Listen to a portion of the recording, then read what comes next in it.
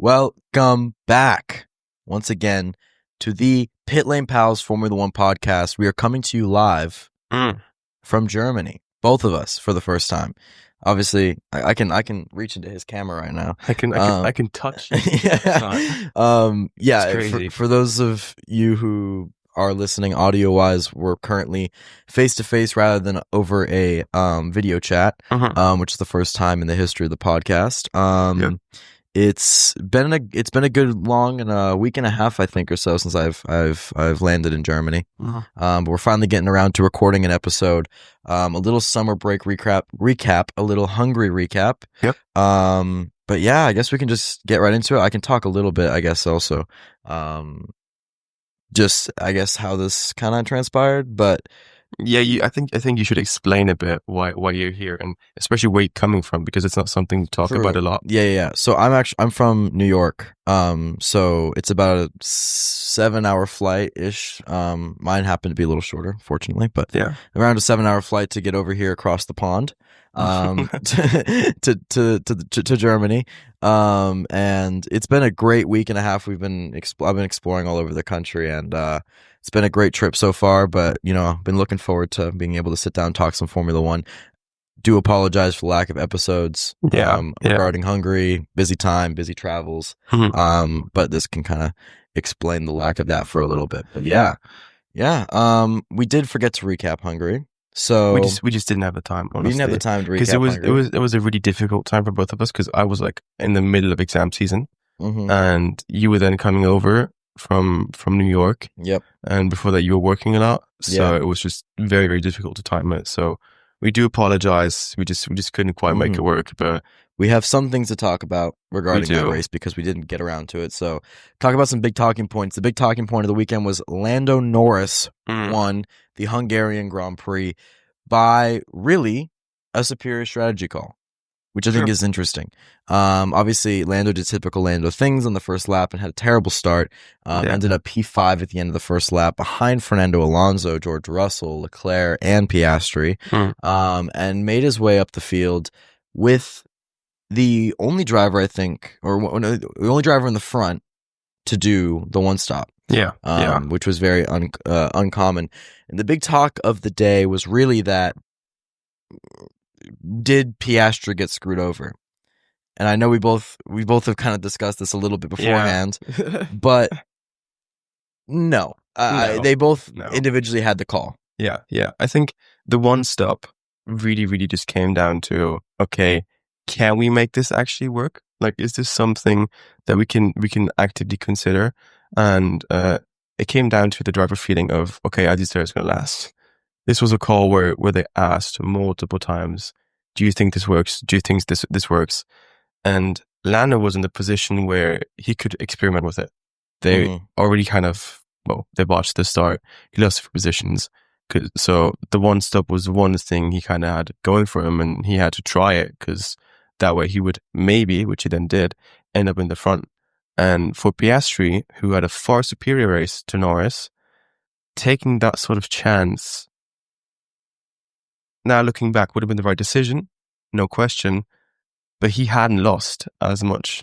I mean, he hadn't lost anything as far as I remember. No. So it was for him, strategy wise, it was the right call to stick with his strategy. Norris at the end of the day got very, very lucky with tire wear and was able to pull off the one stop. But you can't really now, at the end of the race, go back at it like a lot of Australian media did, and batch at McLaren for basically putting Piastri on an inferior strategy, because that was a strategic call that they had to make inside the race with insider knowledge about tire wear, where the driver really had to be an active part of, okay, is this going to work or not? Because they just basically didn't know. Exactly. I think, again, it's, the McLaren is so quick. The tire degradation of the McLaren is fantastic. So from Lando's position, he was about as low as it was going to get. Yeah. In that car, in that race, in that circumstance. So he had nothing to lose. There was nothing to lose. He does the strategy, doesn't work, he's still going to finish the same place. If it does work, then fantastic, he wins, which he did. Yeah. And I think that's kind of the thing is, Piastri did have something to lose. He was in first place. Leclerc did have pace in the first half of the race, before it went to shit. And everything we were kind of talking about, how Leclerc didn't want to change the setup, which whatever, that's a whole different conversation. But there's something to be said about, Piastri had to do what everyone else was doing because he had something to lose and Lando didn't. And for better or worse, in as much as it's kind of silly, Lando having a bad start is kind of what won him that race. Yeah, in a weird sense, because does he do that strategy? Otherwise, probably not. No, but I do think there needs to be props to his tire management, his race skill. 100%. To finish the race how he did, because even when Piastri in that last stint was significantly on way fresher tires, Lando still was keeping a good pace compared to him. Of course, maybe 1 or 2 more laps Piastri gets him. Yeah, but it's also a very hard track to overtake on, which is another thing. Is like when I do see the argument of, it seems like the obvious strategy because Hungary is so hard to overtake on, but it's not obvious for everybody because not everybody's in a McLaren. So we didn't know, and everyone was kind of confused on strategy. It seemed like the one stop was kind of the talk of the weekend until race day, and then everyone went for 2. So, I mean, I was hella worried. Like in the beginning of the race when they asked him about the one stop, I was like, yeah, ooh, this might fuck up Lando. But we do have to talk about the last 3 laps, because the battle between Lando and Oscar, at that point, just because of exam season, I was actually in the library. I was sitting down in the cafeteria with a mate of mine and we were watching the race together. And I remember absolutely stressing looking at those 2 fight. And I'll be honest with you, like, I'm very, very proud of how Lando was able to defend the way he did. I feel like with Oscar, it's always very, very difficult with him because he gets nervous very, very quickly. And I feel like he really kept his cool. He really stuck to his line. And I was proud of him, but I was very, very worried. And when the moment happened where Oscar almost went into Lando, I was on the edge of my seat because, dude, I had flashbacks of Baku and Ricardo. I had flashbacks of just Canada and Max. Yeah, all Canada. Canada this year. Yeah, it's always papaya rules, and they both, I think, honor them to a decent degree. But the moment one of them is behind, I think it's a little, I mean, again, they both know that one of them is going to win the championship. Yeah. I mean, there's not, unless something happens at the summer break with the Red Bull or whatever, and they figure it out. Otherwise, it's over. So it's going to be one of the McLarens, most likely. I think they both know that, and they're coming to terms with it. And because of that, there's going to be pressure mistakes like that. Like you want to get by him so bad, but of course you have to abide by the rules. And like that move by Oscar was criticized by the team. They said, "Remember, remember that was too risky for us." So it's hard to battle, especially on hard overtaking tracks like that one, where people want to, when the team wants to keep it clean, and to overtake on that track, it's very difficult to keep it clean. So it was always I think looking back, you could say whoever had track position had the advantage by a significant margin in that race, and that did stand to be true. But I don't think it was rigged. I think they both had their own call, and it made sense for Lando. It wasn't like they were trying to screw over Oscar. It's important to remember McLaren just wants to do what's best for the team. Yeah. So it's nothing. I think that was a bit ridiculous in my opinion. If I remember correctly, and I think I'm right about this, for an overtake to happen in Hungary, there had to be a 6/10 pace advantage, which in Formula 1 terms is a lot. Yeah. A lot of time that you need to be gaining. Yeah. And obviously with fresher tires, it's doable. But when you're both on worn out tires, 6/10 is not really a realistic gap within dirty air. That's not really a pace advantage. That's possible to achieve. Exactly. But talking about pace advantage, Leclerc's Ferrari was flying. That thing was a rocket ship. Absolute rocket ship. He was able to pull away from Piastri, and Piastri had no chance. He couldn't follow him until the masterclass of a Ferrari strategy decided to. I presume it was some sort of front wing change.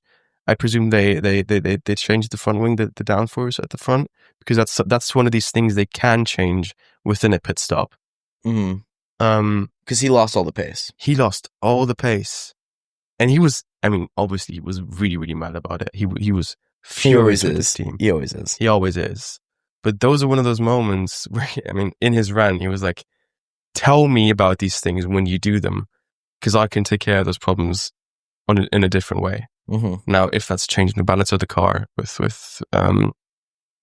well, yeah, just changing. I don't think we got too much information on it. We really didn't. They kind of skipped over it. And Russell, I think, said that the Ferrari car is like barely legal, so it's not something that we're talking about a lot. But yeah, it was just a very, very weird situation. Yeah, I think it kind of it's this the Ferrari effect at this point, and it is.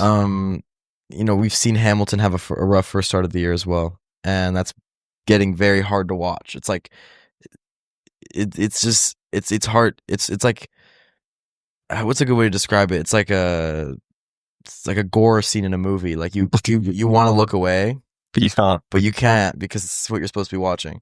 And seeing, I do really bet that Lewis wishes he didn't make the move. Right. It's something to think about. I bet he's sitting in that Ferrari right now going, fuck. But he's also blaming himself a lot. Yeah. I do think it's not, I mean, like he said, the other car was on pole. Yeah. And he wasn't. So if the other car's on pole, it's hard to say, mm-hmm. It's the Ferrari's fault, but it doesn't suit him. No, not at all. Suit him. Not at all. Which is something I never thought I'd say about Hamilton. You wouldn't think so, right? Especially mentality-wise. That's Lewis Hamilton. Yeah, mentality-wise, he's done the full 180, and he very much reminds me of Lando Norris with his current mentality. Yeah. Because Lando Norris is, I mean, we've seen this, he's very, very self-centered when it comes to issues. He's the first person to say, I fucked up bad. This was my fault. Car was there. I just didn't deliver. And Lewis Hamilton is now as depressed as it gets in the interviews. Yep. And said himself, maybe there needs to be a driver swap. And that's just not something you see Lewis say.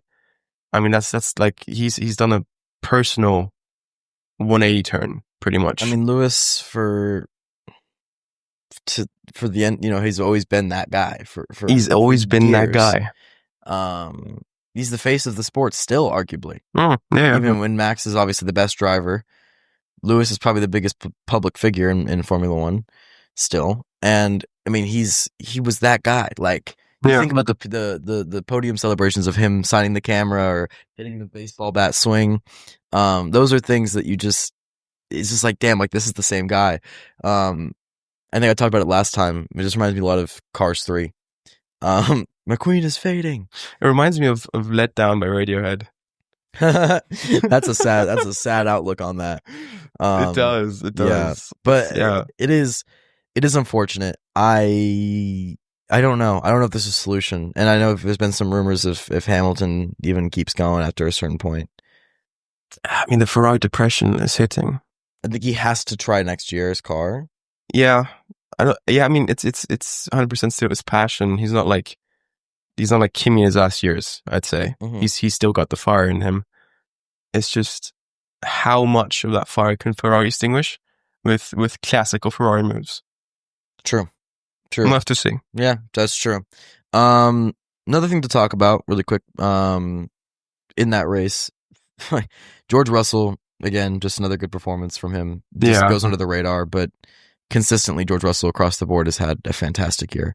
Meanwhile, and I would say outside of the McLarens and outside of a Max Verstappen, George Russell is right there when it comes to, he's not far off Max in the championship. I think he's probably the next best driver, outside of those top three.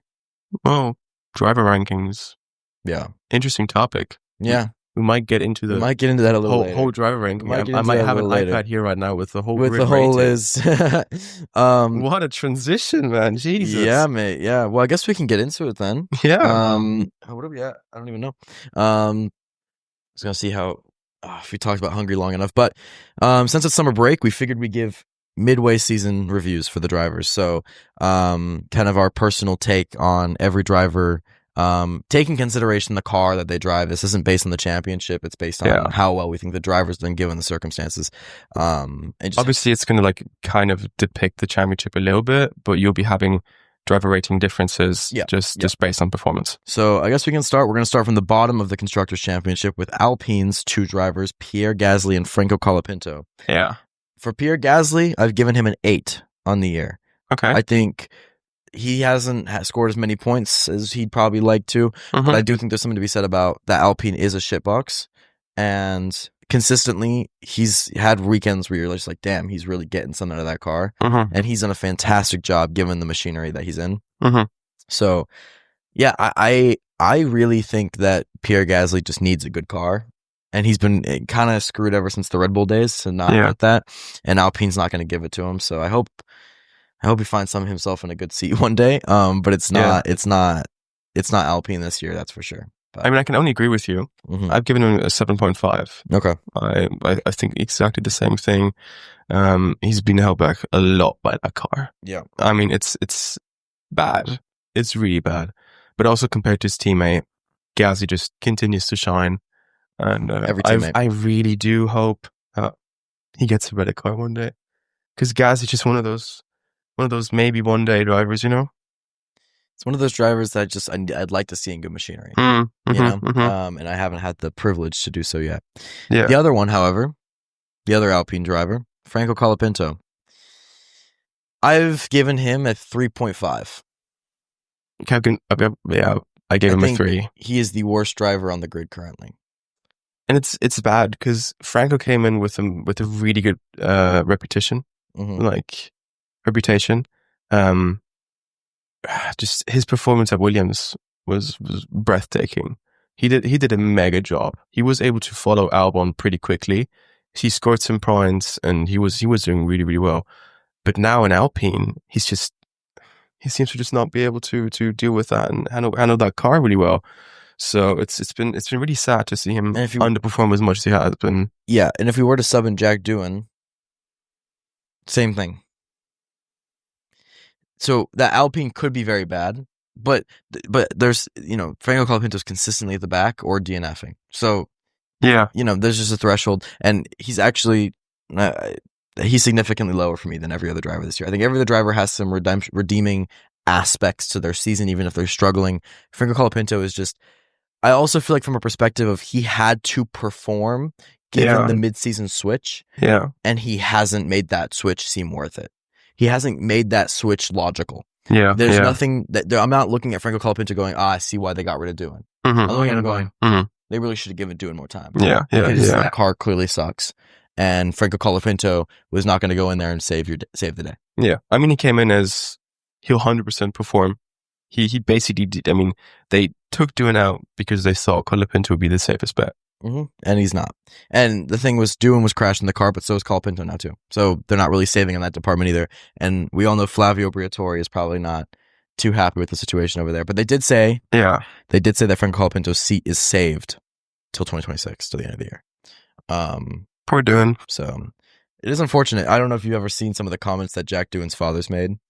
I have not. I've seen the all the hate Doohan has received, and I've seen some takes on like the amount of threats that guy got from the Argentinians. Ridiculous, absolutely ridiculous. Yeah, it's a shame, but he didn't do anything.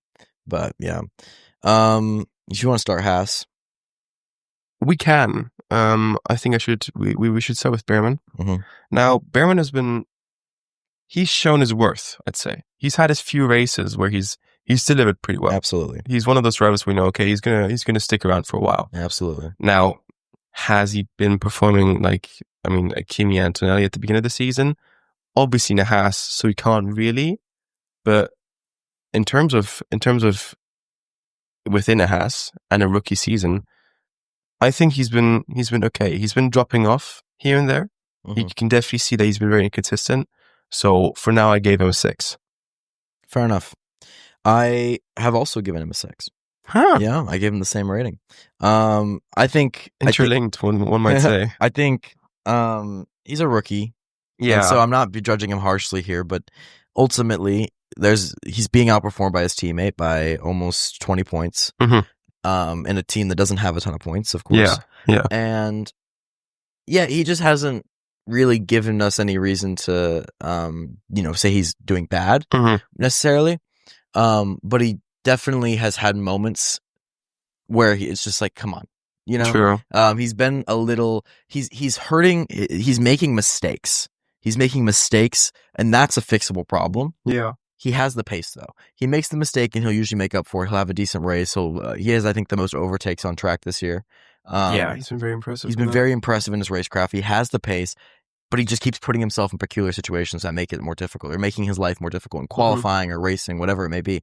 He's making mistakes. So I can't put him much higher than a 6, or any higher than a 6, for that matter. But it's not that that's like me saying he thinks he's going to be bad. I just think he needs to work out the kinks in the second half of the year. Yeah. And really figure out how to just calm the brain and stop getting penalties and stop crashing. And he's been very, very much a the FIA loves to give Behrman penalties. Yeah. 10-second penalty for Behrman. 20-second penalty for Behrman. Yeah. 30 seconds. Disqualified. Yep. Anyways, moving on to Esteban Ocon. Now, he's obviously ahead with 27 points. He's had some pretty good races. He's had some pretty bad races. Decent driver. He's been doing pretty well here and there. He's had some mistakes. Not much to say. Not the craziest performance from him. More towards like where I'd expect him to be, roughly. So for now, I've given him a 7. I've given him a little more grace. Okay. But not too much. 7.5. I think Esteban Ocon is an okay driver. Yeah, he's okay. Yeah. And I think he was worse than Gasly at Alpine. And he's doing better than the rookie, of course, which I would expect. Yeah. The Haas is a quicker car, so he's currently beating Gasly in the championship, but also they're not far apart. Yeah. And that Haas is better. Yeah.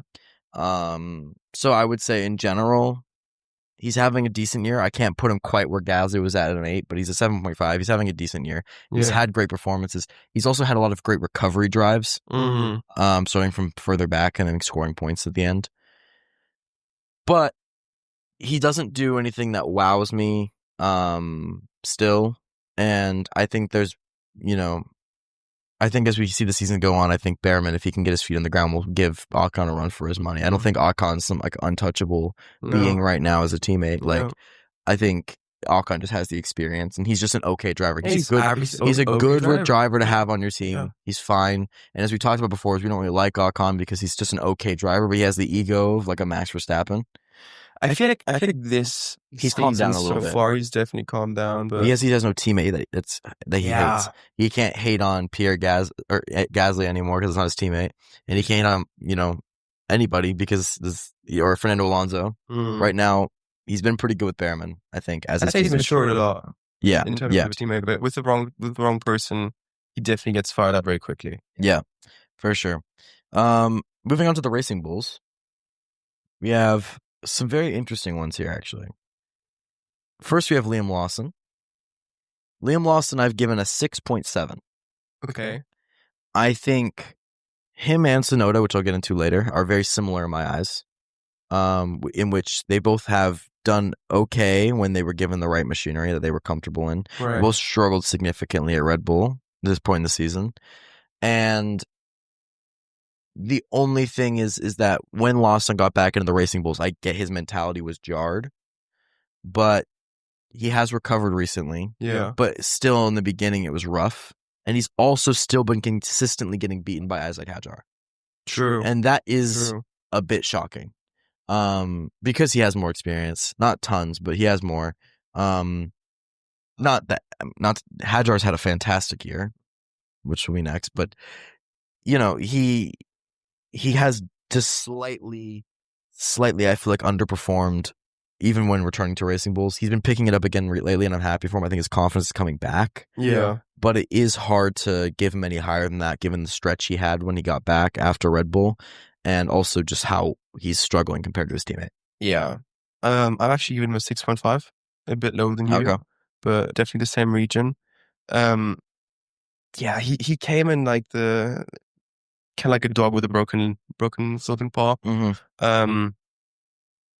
He had to find his footing first.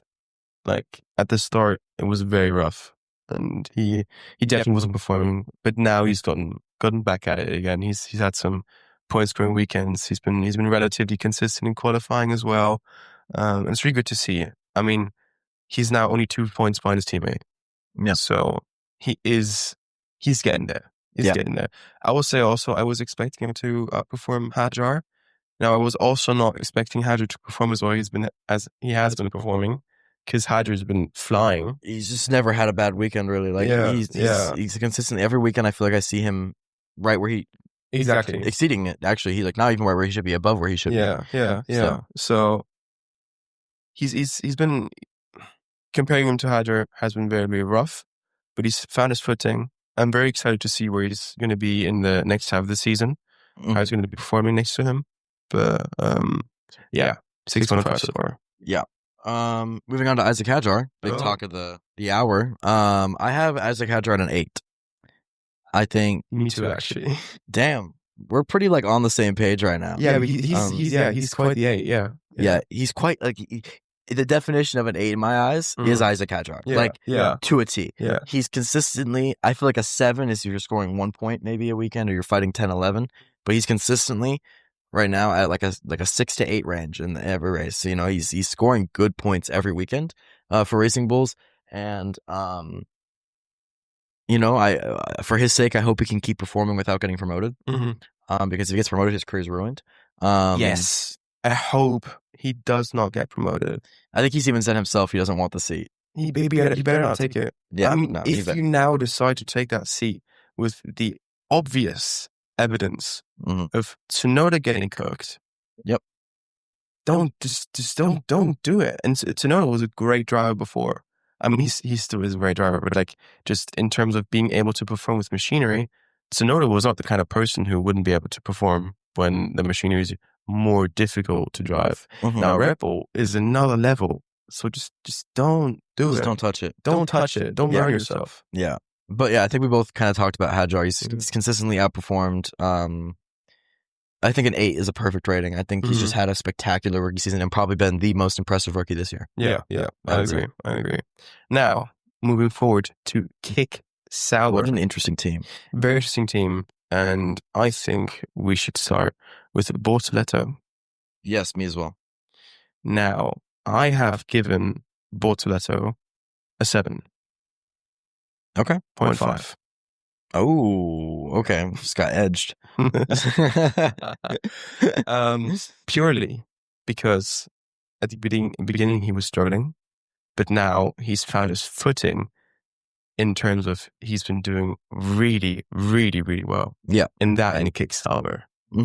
Now, Hulkenberg has been performing as well. He's been performing a bit more than Bortoleto before as well. So obviously he's going to be ranked higher, but we'll get into that in a second. But Bortoleto has really stepped up his game. That man it's been incredible. He started off consistently lower, but he's picked it up really, really. And every time he is fighting for points, you see him come alive on the track, and that's noticeable, and that's big for me. Yeah, I've given him a 7.2. Okay, so just a little bit below. But I think, and it could be recency biased because he didn't have the best first half of the year. But I also think seeing how a rookie develops. Clearly developing, even if he didn't come out the gate as quick right away. But I think there was a lot of under hype around Bortoleto, and I think he's starting to get people to wake up. And that I'm happy for him for. Because I think there's also some bias just because of the fact that you're not used to seeing the Kick Saubers in points. True. Like that's really just something you really don't see. So it's every single time they do get to Q3, which has happened now. It's very weird. Because Kick Sauber was always Q1 exits. Yep. Every single time. I think what's interesting too is I'm happy he's doing well because that means Audi's going to come in and they're going to want to keep their driver lineup that they have right now, which is very solid. Yeah. And they're going to be ready to, good? Yeah. Okay. They're going to be ready. The Kicksauber is going to be ready to keep Gabby and Hulkenberg for next year. Yeah. And their inaugural season, they're going to have a very solid driver lineup as long as Gabby keeps progressing the way he has been. Mm-hmm. And for that reason, I'm happy he's performing because he has to know what's at stake is that he could go to a big manufacturer and leave this small kick team. Yeah. If things go right. And obviously Audi had say in signing him anyways. Like they're already kind of involved in who they wanted. So there's obviously he had that going for him. Yeah. But I think his first year, it's going to be this learning experience. And then next year, he really gets to see how Audi develops their car. Yeah. I think, like I've talked about it before, I think Audi's going to struggle out the gate only because developing your own engine there's a huge learning curve to that in Formula One. And they've never done it. Yeah. So there's going to be definitely, I don't think they'll be like the quickest, but they might get something right. Yeah. But I think just performing under Audi's name will be big for the 100%. future of the team. And as long as he 100%. can ride that out, they'll have a good driver lineup. Yeah. Which also includes Hulkenberg. What'd you give Hulkenberg? 8.5. Okay. I gave him an 8.3. Now, Hulkenberg's been fine. Podium Silverstone. Goosebumps. Goosebumps. As a German and as an F1 fan, he's been... Hulkenberg's the kind of guy where his performance has just left me speechless. Like, and I'm so happy for him. Yeah. I'm so happy for him. That podium was incredible. That podium was absolutely incredible. And I know it means the world to him because it's been so long. Minus the Lego trophy he was given. Minus Lego trophy. That was unfortunate. Yeah. First win, it's a Lego trophy. It was unfortunate. But yeah, no, he's been incredible. Yeah. There's not much to say. I think everyone knows. They don't have to justify that decision.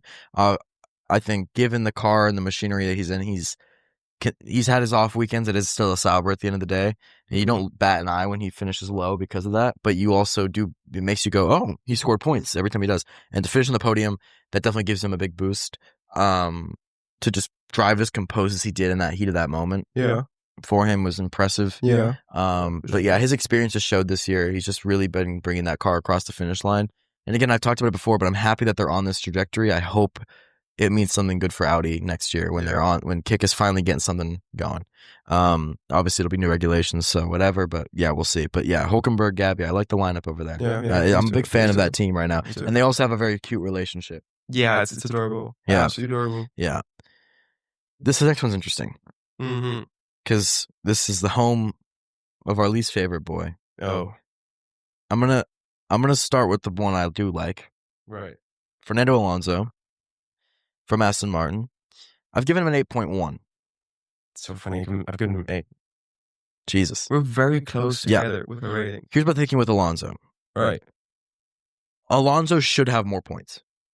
He's True. gotten screwed over on several instances this year where he could have scored points and didn't.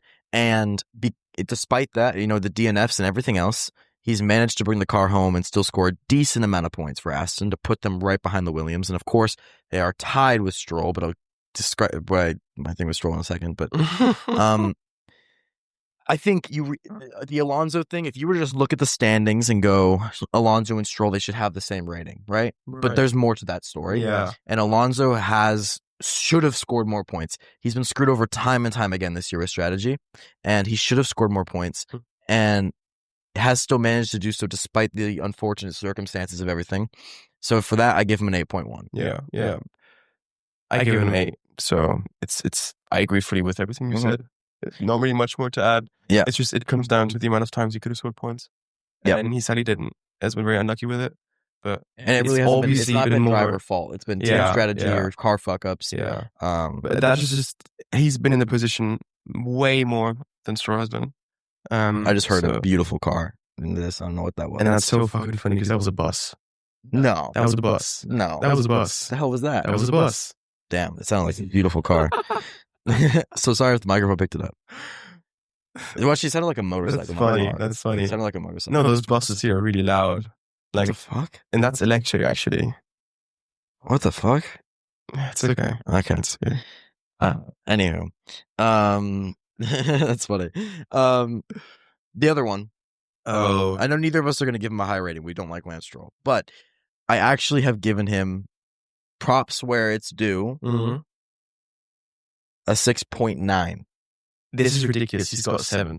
I was going to say 7. I almost changed my rating as I was speaking it, but I decided to leave it at what I had it. Right. My thing with Stroll is he does have the points the same as his teammate. And they both are in shitty cars and they've had unfortunate situations. Yeah. However, Lance has got a lot more lucky with those situations. Yeah. Like the rain strategy in Silverstone. Yeah. Where, whatever, he almost scored a podium because he was in such a good position while they screwed over Alonso. Yeah. And there's been time and time again that's happened this year where Lance Stroll's been on the good side of luck and Alonso's been on the bad side of luck. Yeah. And you can really, if you go back and watch the races and you see the finishing positions and how they played out, that's the story of Lance Stroll's season. I am hating, but I'm also like that. That's actually I couldn't go that low, but that is why he's lower than Alonso. I think Alonso has driven better this year. He should have more points than Stroll had it not been for bad luck. And on the instances where Lance Stroll has scored points, it's usually been on a weekend where Alonso had bad luck and he got good luck. Right. So that's kind of been the trend. Yeah. And it's also the lower you go, the more you come into like rating in terms of rookie territory, and that's just not where he belongs.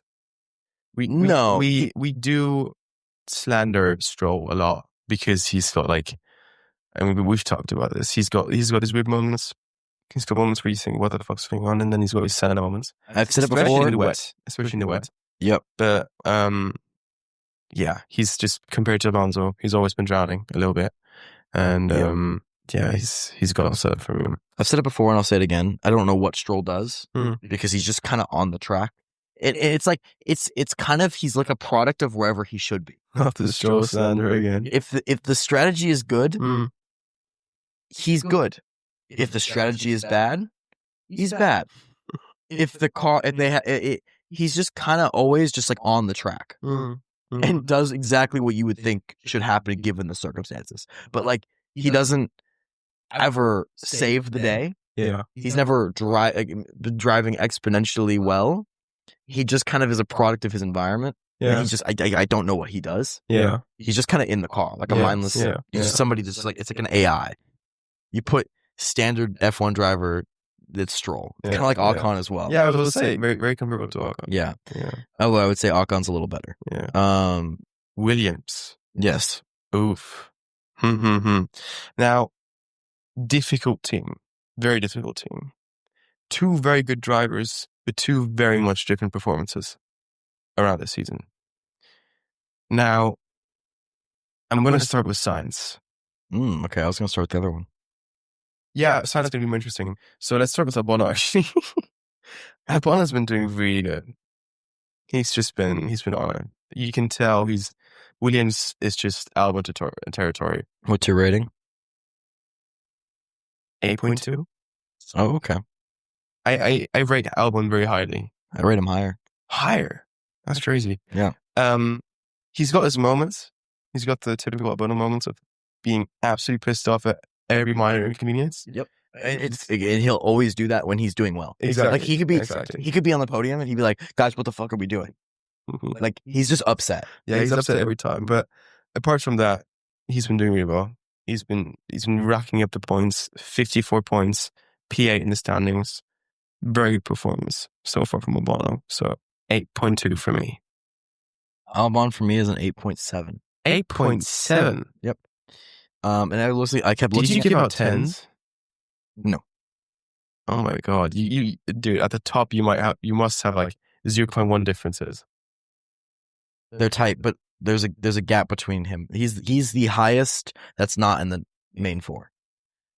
I'll explain later. But Albon, if you look at the driver's standings, same for me actually. But yeah, okay, yeah. If you look at the driver's standings, when it comes to everybody that's not in a Red Bull, Mercedes, Ferrari, or McLaren, Albon is the top. Yeah, he's the top of the midfield. Yeah. And that is, very telling of his season. Yeah, for sure. He's just consistently scoring, and Williams is currently the top of the midfield in the standing because he is putting in the results every single weekend, and he has 54, and his teammate has 16 points. So we're looking at 54 of Williams' 70 points comes from one man. And that puts them in P5 in the Constructors' Championship. That's huge for Williams, for a team that needs the money. And to me, it's just, he's consistently performing. That's his team at this point. He's really become the Williams identity. And I think Sainz comes in and he's this good second driver. He's whatever, but he's still not really there yet. And that to me also just makes me rate Albon even higher. But Sainz. I mean, if you look at the driver standings, Sainz is just like in between rookies. Mm-hmm. Now, I will say he's had good Saturdays, but he just seems to hate Sundays. In races, he drops off very much and very often. And it's kind of shocking. Sitting in P16 right now, 16 points. Yep. Jesus Christ. Compared to 54 from Albon, that's a bad performance. And he's a driver who's spent many years in F1 so far. I would have expected better from Sainz, but it's been the performance he's been put in. So I rated him as a 6.5. I gave him a 6. Oof, you hate him. No, I don't. I like Sainz.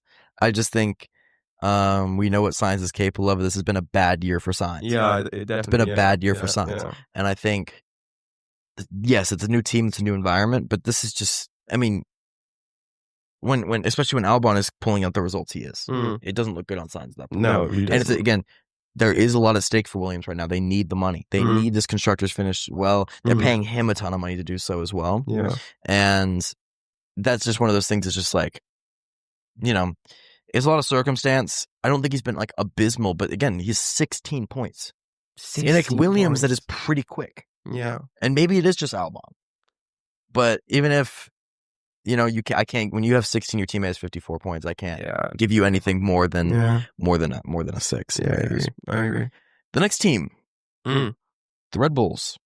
Oh. Now, this team is very high in the Constructors' Championship by the merits of one man. No, I'm very excited about your ranking of Tsunoda because I know you love him. Yeah, but I'm honest. You're honest? Yeah, I gave Stroll a 6.9. I'm honest. I don't even like Stroll. If I was going around bias these a year, Stroll would have a fucking 4. Okay, so you left your Tsunoda plushie at home. I don't have one. I wish. That's what I was say. If any one person would have Tsunoda plushie, it'd be you. Let me start with the obvious. Right. Max Verstappen. 9.2. Okay. I think he is and we'll get, around this later. I think he's the second best driver this year. Right. I think he's been the second best driver. I think to have the amount of points you do in a car that isn't the easiest to drive, regardless of whether it's built for Max or it's not built for Max, there's other, whatever factors. And he's giving the McLarens a run for their money on a regular basis. He's stealing pole positions away on given weekends. He's having those Max Verstappen moments still. And despite the situation in the team and everything else that's going surrounding Max and Red Bull, he's still putting in those performances. So I think, you just have to give credit where it's due. Because if he was in the McLaren, I think he's, who knows, Okay. Who knows where he's at. But yeah, I think 9.2 is a fair rating. I've given him a 9. Okay. Now, looking back at Hungary, Max was pretty trailing. Spa as well. He's been he started to drop off a bit. Now, this comes down a lot to the car. No question. We all know, and this is fully obvious, Max in the fastest car will win the championship. No question. But the car is just so bad at this point that he's not even able to, last 2 races, steal away the pole position. Well, in Belgium, he did, but no, he did not. Am I wrong? In Belgium? Oh, in Belgium it was P2.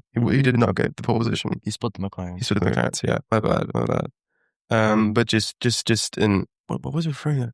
Hungary was the bad one. I swear. Oh, Silverstone. It was Silverstone where Max wasn't able to fly it. He had he had big car issues in Silverstone. Yep. And the same now in Hungary. He performed in Spa. Sorry, I mixed those around. He's just held back by the car. Yep. Held back drastically by the car. Max on his own, again. 10 out of 10, no question. But just since he's been held back so much by the car, I gave him a 9. Fair enough. As I said, I gave him 9.2. It's not that far off. It's not that far off, so it's whatever. Yeah. Now, Yuki Tsunoda. I'm going to tell you my logic. Uh-oh. Yuki Tsunoda's at a 6.8. Now, for reference, Lawson was a 6.7. Tsunoda at a 6.8. Yeah. The man has no points. Yep, but I'll tell you why. 10 points, sorry. I'll tell you why. He has, now we've seen the drivers switch. He was doing better in the Racing Bull compared to Hadjar than Lawson's doing. You'd expect that, yes, but he was. And I can't look at that comparison and go, Lawson's better this year. Because when they were when different instances when they had the same car, Tsunoda was doing better. Right. On top of that, he's also doing better still, and out the gate. And not that he's gotten worse, but he's had when he stepped into the Red Bull at first, he was instantly at least a little better than Lawson was doing in the Red Bull. That still stands true because Lawson was abysmal in the Red Bull. I mean, Tsunoda's bad. Yeah, Tsunoda's awful in the Red Bull, right. but Lawson was another level of bad. I mean, we were talking him getting lapped and lapped and lapped. I mean, he was doing terrible. And I'm not saying this, but there's been some circumstances with Tsunoda when you watch him. I do watch Tsunoda very closely, of course, in the races. It's just like time penalties and exactly. I was about to say the penalties have been rough with Tsunoda, and it's just like thing after thing. And I don't think it reflects his pace. And the car is hard to drive, and it's making him fuck up. But still, I think my reference on this really does come down to the comparison to Lawson. They both had a very similar situation this year. Of course, just kind of flipped. I think Lawson's having a decent year. Yeah. Now, at this point. Yeah. But at 6.7, like, it could be worse. But I think in the same machinery, Tsunoda has outperformed Lawson in both the machineries. Whether that's not saying a lot, but he still was better. So I give him a slight up to Lawson. A slight up to Lawson. Yeah. Only because I think if they were both in the Racing Bulls right now, Tsunoda is beating Lawson.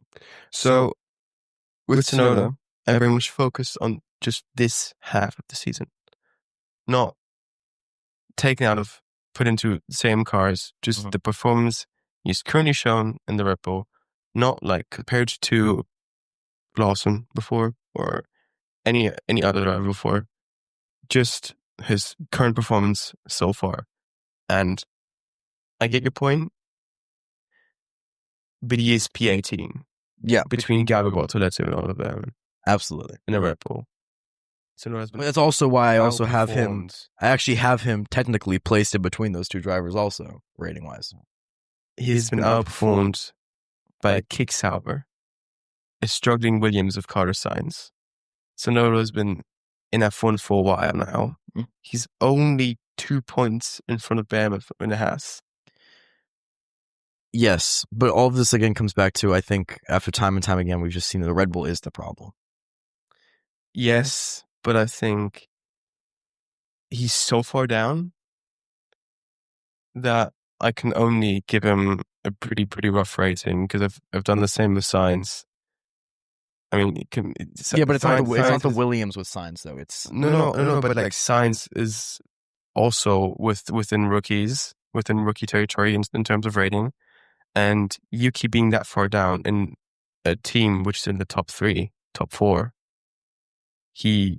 I rated him with, and that's fair. Like I'm not a 4. Okay, I'm not disagreeing. Second worst driver. What you're saying is fair. I just think. Don't take it personally. It's not. I'm not Yuki Tsunoda. But I do give a lot, and that's also why Lawson's rating isn't as low as you think it could be. I could put Lawson, if I was ignoring the car and how the Red Bull was. Yeah. If it was just his fault, I'd put him at like a 5. Yeah. But the car is the problem at Red Bull. Yeah. And that fucked up his mentality. And he's still, pulling out results now. So I think you throw Yuki back in the Racing Bull, and I do believe this. He beats either one of them. I do believe that. Yeah. I think he might have a little struggle with the getting used to it again thing, but I think eventually he would finish above them. It is the car. And that's why I think it's very unfortunate circumstances, and I can't give him a high rating.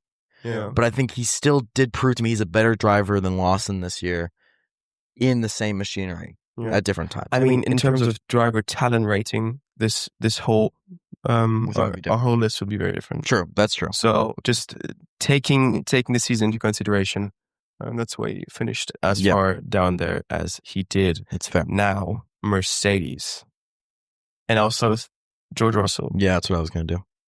He's been mega so far. He's been very, very quick. Now, I have put George Russell in the standings. He's currently sitting at P4. So I've given him an 8.8. Very close to mine. Very close to yours? You have him an 8.9. Yeah. It's just that Russell's been always there. And you never really notice. And all of a sudden, Russell P4 finish. Russell benefits the best from a race that he doesn't have to do anything. Yeah. And doesn't have to overtake anybody. Yeah. He just sits there with good pace. Yeah. And people will fuck up around him and he'll find It's insane. Yeah, it's great. Absolutely crazy. Yep. He's been really on another level this season. He's very close to Max. Very. It's been great to see. Very. Honestly. Yeah. The only reason I give Max the higher rating is because of the Red Bull situation and everything as well. And because I think his peaks are higher. Yeah, and he's still in front of them, even though the Red Bull switch. Yeah.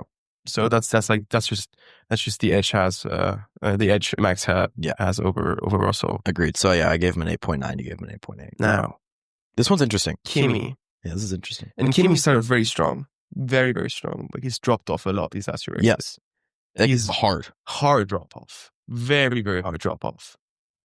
So, I gave Kimi an 8.2. Whoa.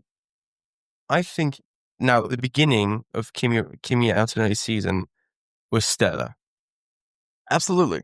He's P1 in the rookies. Let's not forget the man is a rookie. He's been performing on a very, very high level as a rookie from the get-go in very tough conditions. Now, in a very quick car, but he hasn't been as far away from George Russell as I was expecting him to be. I thought he would be struggling more than he was. Now he's starting to struggle a lot. And that's why I've given him an 8.2. But I rate him very highly. And I think Antonelli is going to be an insane driver in the future. I think he is too. But this stint has been rough. He had some very high highs. Yeah. And those highs are keeping him where he is in the standings. Yeah. If you take away some of those performances, like the podium and the things that give him the boost in that, he's lower. Because he's been like shit for several weeks now. He has been on the podium. He has been on the podium once. And that is what kept me somewhat high. But the stint's been bad, and I do have a hard time putting him above a Gabby. Oh. He's been on the podium, mate. I mean, Bortoleto has been getting in points. Yeah, but one of them's in a Mercedes. Oh, no. Where did you put him? Give him a 7. Oh. And Gabby is a 7.2. Okay. I think if I was to rate the rookies, if you just want to do this alone for a second, it goes Hadjar, Gabriel Bortoleto, Antonelli, Behrman. I guess if you count Lawson, then Behrman. And none of them have been bad. They've all been good. Wait, you swap this around. You have Behrman as worst. Or is Behrman best for you? And Lawson second best. What? I'm confused. Let me repeat. Going from top to bottom. Okay. Hadjar. Yeah. Then Gabby. Then Antonelli. Then Lawson. Then Behrman. I disagree with you. But Antonelli at the top, honestly. No, he's the top. But he's also in the best car. By like a mile. Yes, but in the best car, he's been performing the way I thought he would.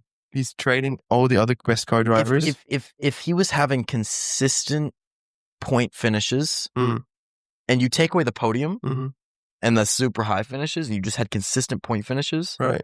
I'm rating him higher. Right. If you took away the podium, replaced it with more consistency. The lack of consistency is what makes me nervous. And he is young. I think he's been rushed into F1 too quickly. Yeah. But I still think he has the talent. Again, if we're talking talent, this is a different conversation. I think he has the highest upside of any of the rookies by far and away. Yeah. But this stint has been hard to watch. Yeah. It's been tough. It's been very hard to watch. And for that, I just can't give him anything higher than a 7. It's just that it doesn't feel right. Yeah. Lack of consistency that I was kind of expecting from him. I was expecting him to send out these massive results, get that podium, and then not be performing the next race just because he is a rookie. He is young. But to show his talent. And that's fine. Like I'm not. It's like when I understand your rating 100%. Yeah, when I rated Behrman low, it didn't come from a place of I think Behrman's a bust. No. It comes from a place of Behrman's a rookie, but I can't give him any higher than that because he hasn't performed. He has 8 points. You know what I mean? And that's similar with Antonelli. Is yes, he has the points. He's still in the category of the Mercedes, Ferraris, McLarens, Red Bulls. He's not below Alexander Albon, which I would consider the cutoff point. Yeah. He's not there yet, but he struggled. The inconsistency, the stretch of races has been brutal, and it's hard to watch. And right now, again, there's probably a lot of recency bias, but I do value progression. And going into the summer break on a high would give me a higher perception of you than going into it on a low. Fair. Because I think the reason I like Gabby is he started off slow, but you've seen him grow. With Antonelli, I'm kind of like, where is he at right now? I think he just needs to catch his footing. But we'll see. Mm-hmm. It's just it's a half season rating. So yeah, no, we're not judging in the future. If you're judging the future, I think Antonelli's still got world championship potential. But right now, I can't give him higher than 7. It's been a little rough patch, especially when you're in the Mercedes, which is a team that does need the points. No. They need the points. They are competing for constructors' positions here. So the depressed team. Yeah, the depressed team. Ferrari. The Ferraris. The Ferrari, man. You're going to be shocked at my Leclerc rating, I think. I've given Charles Leclerc a 7.8. I'm at 8.6. 7.8. 7.8. There's been one instance this year where he's wowed me. It's not all his fault, but he hasn't done anything to make me give him a high rating. Well, he is still only like 19 points behind, 21 points behind George Russell. He's still been performing at a very consistent and good level. Yeah, and it's not like terrible, but there's what was your Russell rating again? An 8.9. 8.9, and you gave Leclerc a whole point less. Yeah, a whole point less. I think there's something to be said about special performances, and Russell's had those this year. Mm-hmm. He's had moments this year where you're like, wow. Okay. And I just haven't had that with Leclerc. He's just kind of been where the Ferrari should be. Right. And because you have to take into consideration, again, the Ferrari is still a better car than the Mercedes as well. It is. And while Ferrari is stupid and they're dumb and they don't know how to run a strategy, and they don't know how to adjust the car for the weekend on the right track, the car is still better than the Mercedes. Right. It's still better. Right. And so for that reason, I have a hard time giving, again, there's even the one time Leclerc's wowed me this year was the pole position. He does that though, and then ends up off the podium. I just wouldn't personally say that the Ferrari's quicker than the Mercedes. Wow. I don't think so. I think in terms of George Russell's performances, he's shown that Mercedes is very quick. Now, Antonelli, as a rookie, you kind of have to get out of it. You have to kind of put it to the side. I feel like the Ferrari is a bit slower than the Mercedes. Now, Lewis Hamilton and Leclerc are both able to qualify and outperform Kimi Antonelli because he's the rookie, but they are below George Russell, and they tend to finish behind George Russell. Now, considering Leclerc is not only fighting his car, but also a strategy team, I feel like he's done a mega job to getting consistent points finishes. And yeah, that's why for me he's been given that rating. I think one thing is race wins go a long way. And Leclerc has not won a race. Well, yes, but he's also been able to stick close to George Russell because of his consistently good performances. He has been more consistent. He's been very consistent. He's been more consistent. It's just not to the degree where you're just not noticing it.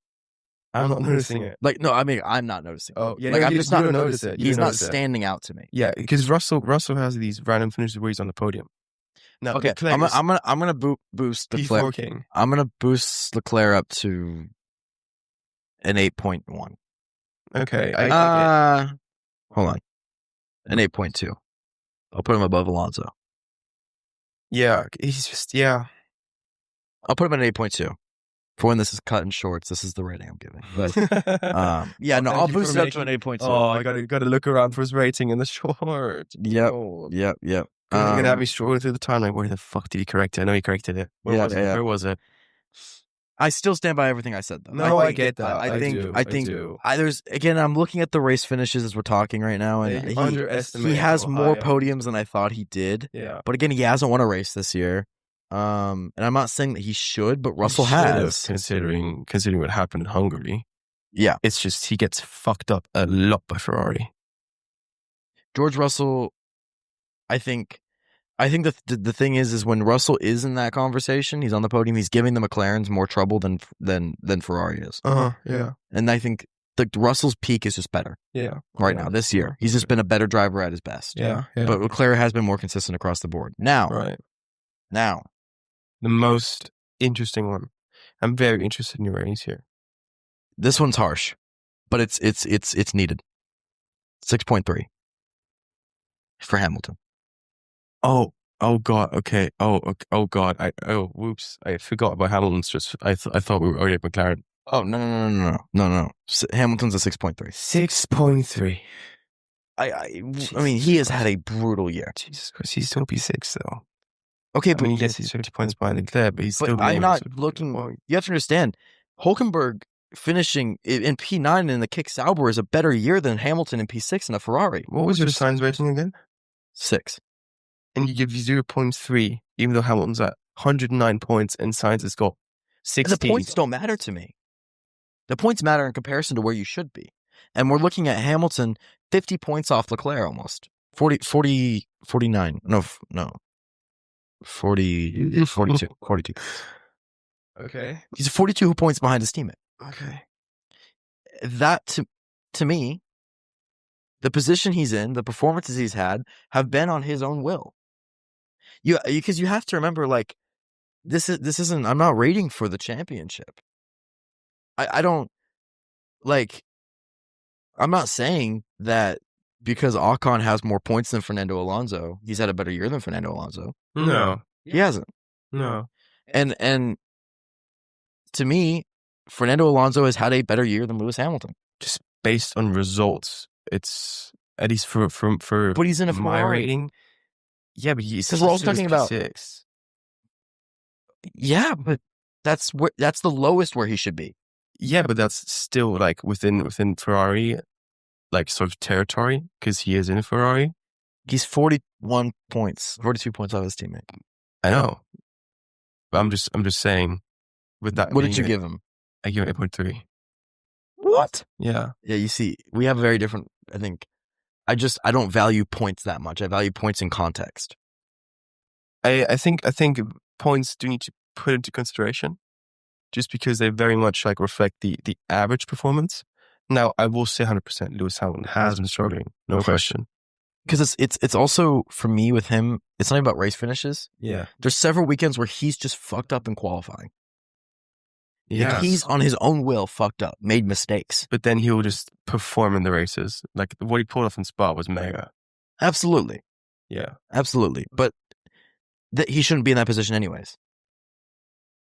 Yeah, true. That's my problem. Is he's putting himself in positions. He is yet to finish on a real podium in a Ferrari. I still considering his average performance. But the Ferraris are so much quicker than people in the midfield. Yeah, and he's topping the midfield. He's ahead of Kimi Antonelli being a rookie with quite the gap. He's lowest of the top drivers, but he's on top of the midfield. Yeah, but it'd be even worse if he was below any of the midfield drivers. If he was below Kimi Antonelli right now, Kimi Antonelli has a podium finish before Lewis Hamilton does. No, I know, but just based on average performance, he has been performing better than Kimi Antonelli, for example. And by your rating, he's in between rookies below Sainz. And I think, yes, he's been trading Leclerc for sure, and he's been underperforming. He's been outperforming Leclerc 100%. But just by rating in terms of his performance, I would still put him higher, because just on average, he's been performing way better. Even though he should be performing better than that, he should be at an 8.8. I'd say that's where Hamilton should be, really, but he's not. So I'd give him an 8.2, because he's not been as shit as, for example, Sainz. Sainz has been pretty dreadful. He's still been able to consistently get in some points. And I still put Hamilton above Sainz. Just barely. Yeah, but Sainz is also in a worse car. Well, yes. You put Sainz back in that Ferrari, I think he's doing better than Hamilton right now too. Sure, but I think just considering the season and considering the results of the season and Mesa. This is the first time we've ever like properly disagreed. As much of his struggles within Ferrari, and still being able to somehow quite consistently rack in some points. I think he should still be higher, and he deserves definitely in an 8.3 in my opinion. I just don't think meeting the expectation puts you at a 6. But no.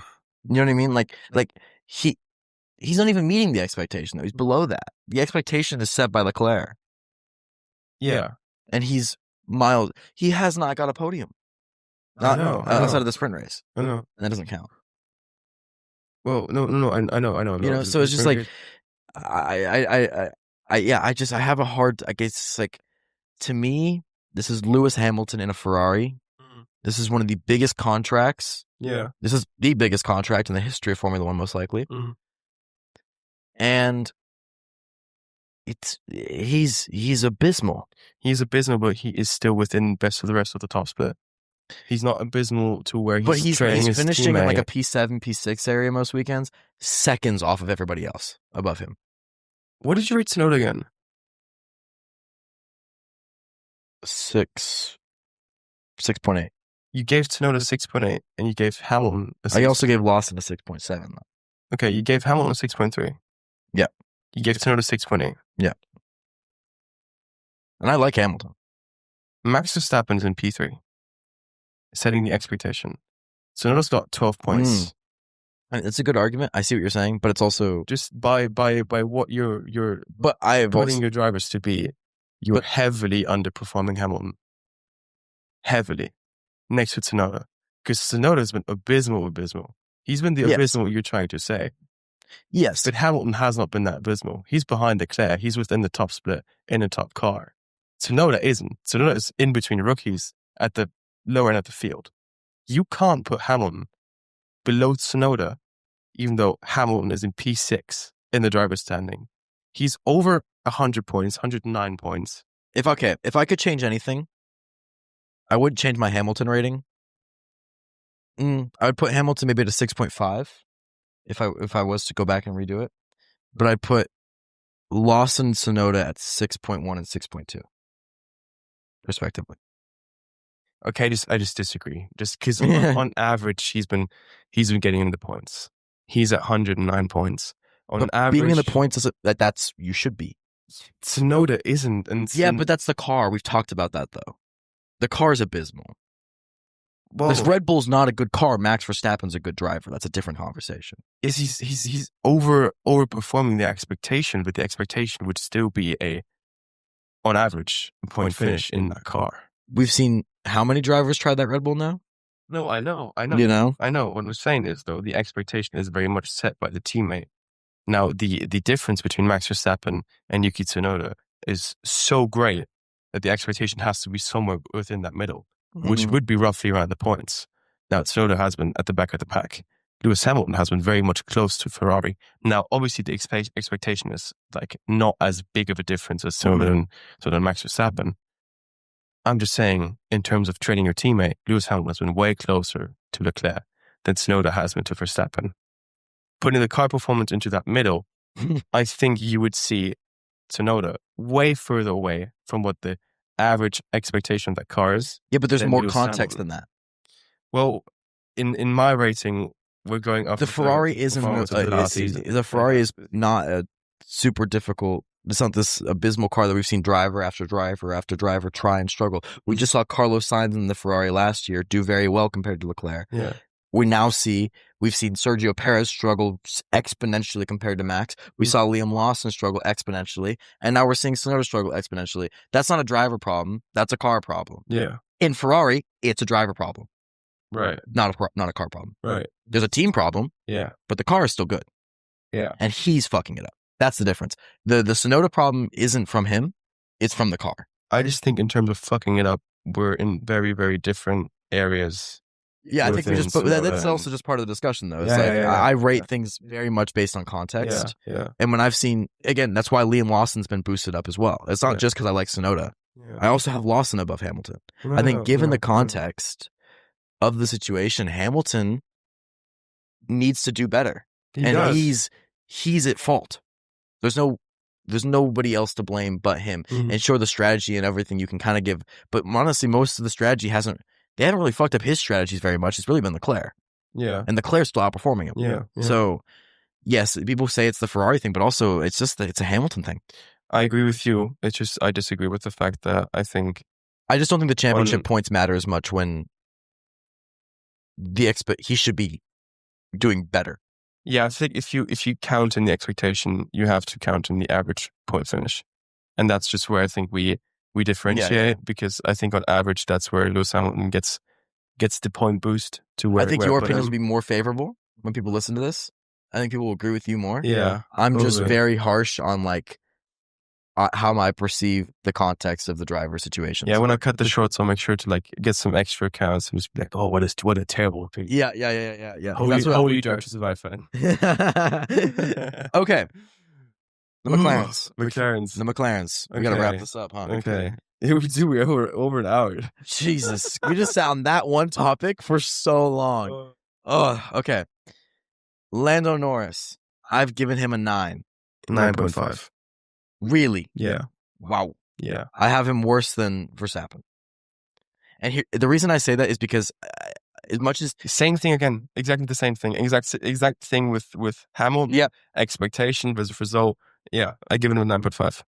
My thing is with him is I think I don't like mistakes. I think that's what I judge very harshly on. These cars nowadays are so automatic to such a degree that the pace difference is so minuscule between each one of these drivers that what really differentiates one from another is mistakes under pressure.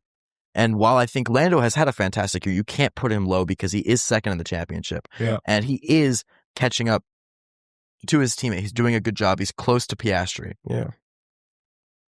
The thing is, though, is that every weekend he starts abysmally. Mm-hmm. Weekend after weekend after weekend. And then Spa, he's locking up when trying to catch his teammate on fresher tires. It's stuff like that I think I can't put him that much higher than Russell, and I can't put him above Verstappen, and I can't put him above Piastri. Yeah. I think just we don't have to go into this discussion again. I just think on the average finishing position being 9 points behind his teammate, even though he's been making mistakes, I think puts him very high in the standings. Out of his 5 poles, he's been able to get 4 wins out of those. Regardless, I agree his starting has been terrible, terrible, no question. Norris's starts are shocking, no question, but he's still been able to deliver. He is very close to Piastri. It's been a pleasure to see those two fight, and obviously both of the McLaren drivers, looking back into this half of the season, are going to be the highest rated ones for me. Now, obviously Piastri we rated higher than Norris. I didn't give anyone a 10, but I just think Norris should be given the 9.5. What'd you give Piastri? 9.7. I gave him a 9.5. Okay.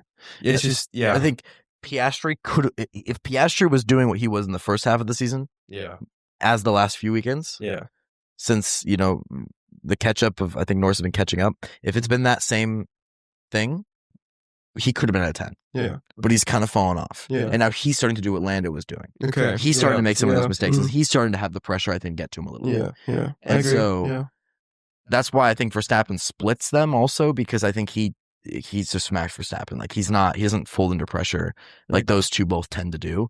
And Piastri hasn't done it quite as much, so I can excuse it. But he's starting to get there. And I think by the end of the year, depending on where the championship finishes, there'll be some interesting conversations about both of their ability to handle pressure. But this is good though, because I feel like in my rating, I did put in the driver settings a lot, and then kind of just based on their performance went up and down a bit to what I felt like was right. And you kind of did it very different. So I think I think I just really think cars are such a big part of the sport, and I think your teammate's your best comparison. Now, obviously, but I think I'm using, when it comes to the Tsunoda thing, I'm not using Max as his blueprint. I'm using Lawson as his blueprint. I was about to say that's go full circle. But I also would have given Sergio Perez the benefit of the doubt as well. Okay. Because looking back at it now, had we known what Lawson and Tsunoda were going to do in that car, Perez deserves some props. Yeah, no, he did. Perez could have been actually fairly highly rated, given the circumstances. But anyways, first discussion we've really had in these standing videos. True. It's the first time we've had a discussion. Yeah, because we usually just kind of agree. Yeah. We still going to cuddle after this, or? We still going to cuddle after this, or? I wasn't planning on that. All right. Well, I think we're good. We're good, yeah. All right. Well, I think it was a little bit of a spicy one. We have. I don't think I'm gonna get good feedback on my opinions. I really don't. But I kind of knew I was going into it. I understand that though. But yeah, thank you for listening to this first in-person episode of the Pitlane Pals Formula One podcast. We'll probably be back to our digital stuff here after the summer break. But if you did enjoy, make sure you follow us on Instagram, Spotify, YouTube, TikTok, all the places. And we had just hit 300 on TikTok, actually. So cheers. Thank you so much. And yeah, thank you so much. And we'll see you next episode. Yeah, on the phone. Yeah. All right. Bye-bye. Thank you.